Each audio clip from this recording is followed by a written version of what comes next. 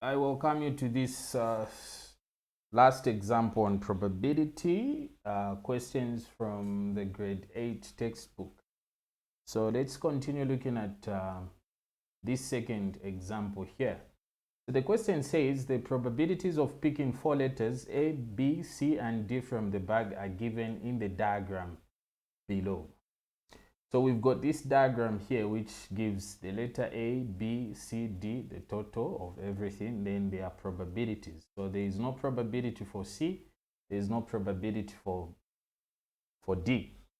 So now the second statement says the probability of picking C is twice the probability of A.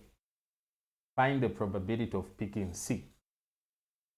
So if we look at this statement nicely here, they are saying the probability of picking C is twice, meaning it is the same as multiplying the probability of picking A by 2. It is important that we understand this statement nicely because the question says the probability of picking C is twice the probability of picking A. Meaning if we multiply the probability of A by 2, we should be getting the probability of C.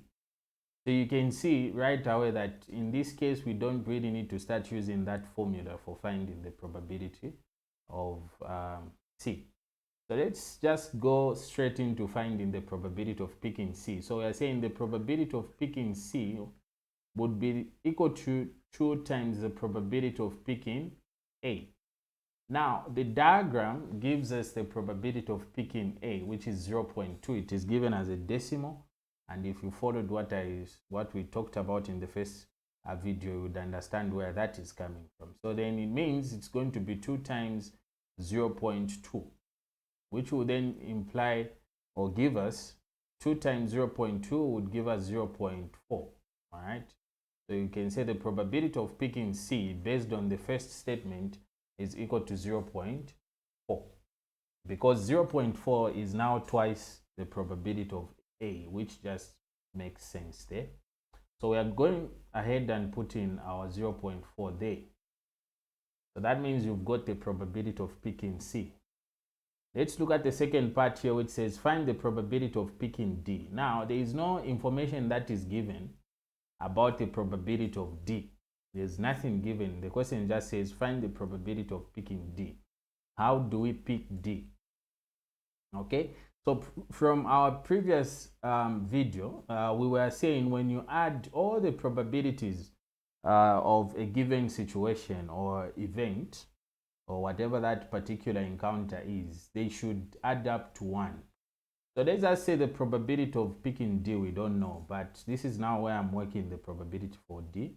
All right, so we are just going to say the probability of A plus the probability of picking B plus the probability of picking C plus again the probability of picking D. These all probabilities should add up to what? 1. So I can even put the total there to be equal to 1. This is a rule, it does not change. So what we need to do now is to get the individual probabilities here and say the probability for picking A is probability equals to 0.2. This one is 0.1. This one is just what we found, which is 0.4. So there are pluses there. There is a plus sign in between that. So this is probability of picking D, which is equal to 1. So we need to add 0.2 plus 0.1 plus 0.4, which I'm going to write up here. All those are going to give us 0.7 plus the probability of picking D, which should be equal to 1, right? So now, finding the probability of D, in our street language of teaching math, we would say this crosses the equal sign, but it is as good as adding the additive inverse of 0.7 on both sides. Okay, or if you want to say 0.7 crosses the equal sign and becomes negative. So then this would give us probability D to be equal to 1 minus 0.7, which should give us 0.3. Then we can go ahead and put 0.3 there. So if you look at this video nicely, it it focuses very much on the aspect of you knowing that all probabilities, when added together, we should get 1. So if we add the probability of A, B, C, D, we should get a total of 1. That's the only way we are going to find the probability of picking D. So I want to emphasize on this point: when all probabilities of a particular scenario are added together, and they should add up to 1.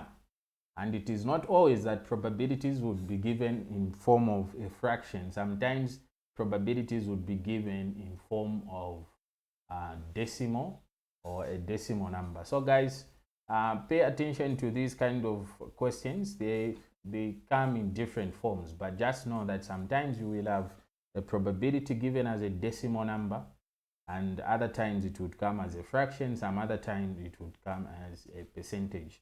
So thank you very much, guys. Like and subscribe to my YouTube channel, and recommend it to your fellow grade 8s, 9s for more videos. Thank you very much, and God bless.